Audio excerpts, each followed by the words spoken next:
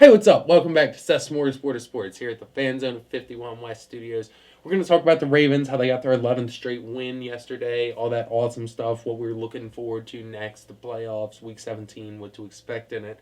But before we get into all that, I just want to say thank you if you're subscribed to the channel. Merry Christmas, Happy Holidays, whatever you celebrate around this time of year. Hope you're having fun with your family and all that. And if you're not subscribed, you should subscribe to the channel because that'd be awesome. And, let's start talking about this game, man. The Ravens rolled the Browns 31-15. Wasn't even really that close. Wasn't as close as the score suggested. I mean, the Browns had some plays, BS penalties. You know what I'm saying? It just seemed like the refs were favoring them in that game, in my opinion. And the Ravens just exploded at the end of the second quarter and kind of ran away with it. And they could have had another touchdown, and the Browns could have had a touchdown less because stuff that happened with the refs. Stupid calls in the game. Jimmy Smith didn't even touch that guy in the end zone. Pretty sure it was Odell. Didn't even touch him. And, there's some other stuff like that. LJ Fort had 2 picks taken, at least the one. The one might have hit the ground or whatever, but the one should have definitely been a pick. That was a stupid penalty, so that led to a Browns score, and it just seemed I'm pretty positive it did anyway. And even if it didn't, they took that away from him. So, it just seemed like the Ravens beat him a lot worse than the score suggested. They just continued to look great. Lamar Jackson, spectacular, as always. He had played. Give Wink Martindale credit, getting his guys ready. Minute and 50 and no timeouts. Time for Jackson to survey the field and find his man, Ingram, in the field goal range. A lot. That's what great quarterbacks do. Here he goes, wide open. Andrews, no one near him. Touchdown, Baltimore. In that game, it was just this whole season has just been an MVP highlight reel. That play where he was slowed up and then blew past that dude was just insane. And he's just been a joy to watch all season. He's been the coolest thing ever for a Ravens fan to have the best player in the NFL on your team. And I know I say that all the time, but I love him, man.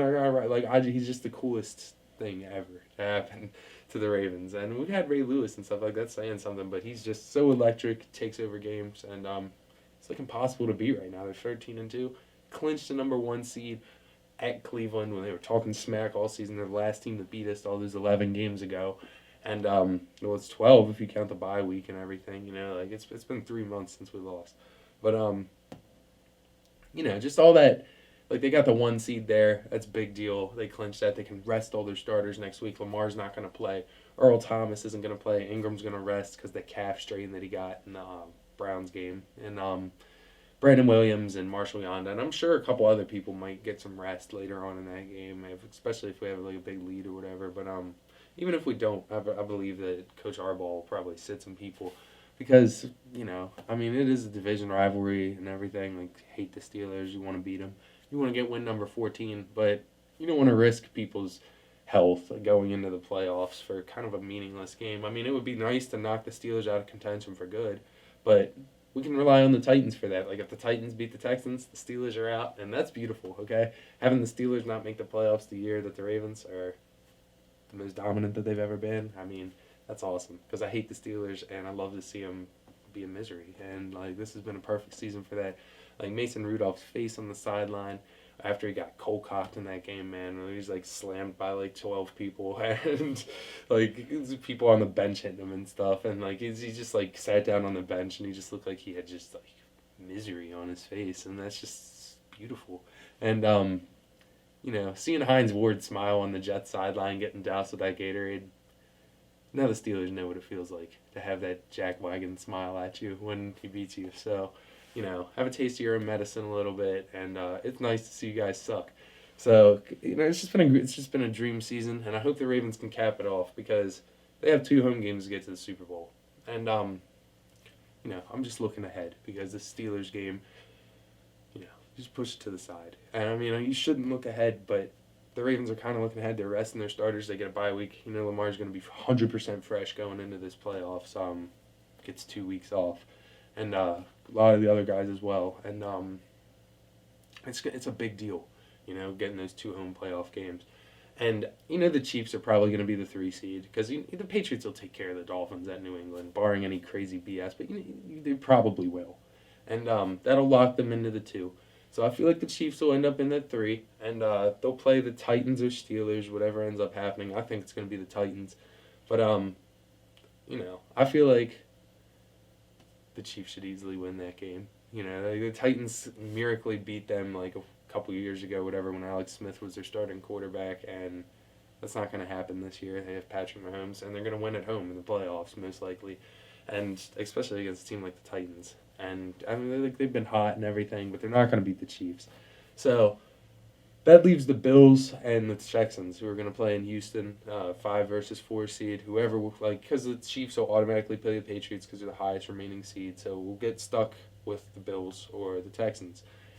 And I feel like both teams are talented, but right now I'm leaning towards the Bills, even though they're in the away team, just because they've been playing hotter football right now. And the Texans could obviously win that game. And I'd rather play the Texans. I mean, we beat them by a lot more, and we did play them at home. And they showed they couldn't win there in November. I don't think they do it in January. I mean, they lost 41-7 to the Ravens. So I feel like the Ravens would take care of them. But we played Buffalo 24-17 at Buffalo, and it was a road game, and they were playing their hearts out and everything. I mean, they have a lot, like Josh Allen, a lot of respect for him, a lot of heart. That defense is tough. So, I mean, like, I don't really want to see them, but I feel like the Ravens would take care of them by, 2 scores at home. And that's no diss on the Bills. It's just the Ravens are so stacked, And that's Patriots-Chiefs game. It will decide who we play if we take care of business in the divisional round like we 99% should. And he's like a new level of NFL football, and we just got to it in the 100th season. And it's only going to keep getting better, I think, throughout his career.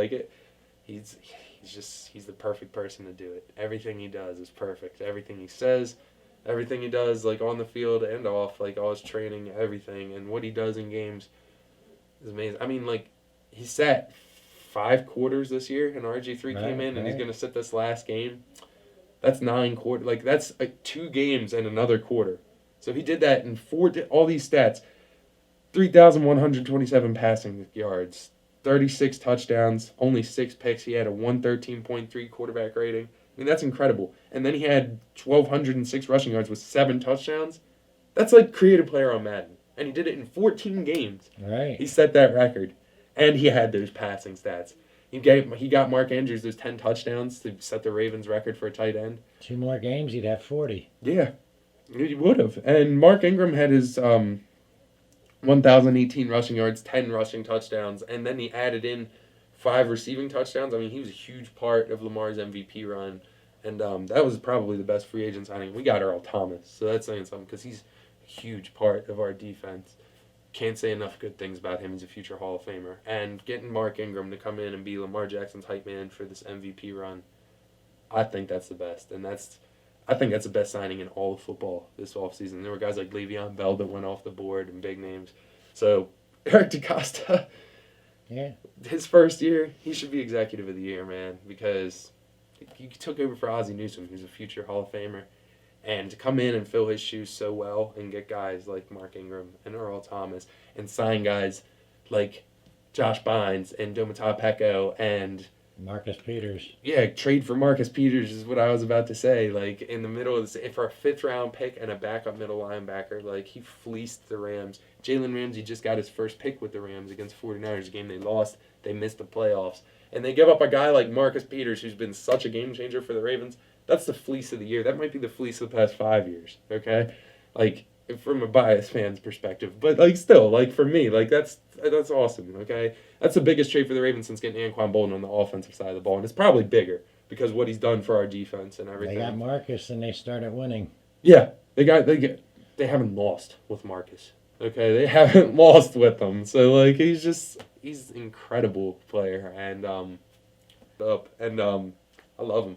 So everything about the Ravens has been great. All those additions, you got to give Eric DeCosta credit, and they just got to finish it off now. They have all these great things going on. I hope RG3 embarrasses the Steelers. I hope he shows out, gets himself a starting job somewhere maybe, and because he deserves it. He's a talented quarterback. He's been a great backup, great mentor for Lamar Jackson, and I hope he roasts the Steelers, man. I hope he just kills him and gets us our 14th win because we're went 13-3 in 2006. We're tied with the best record in Ravens history now. So going 14-2 would be extra special.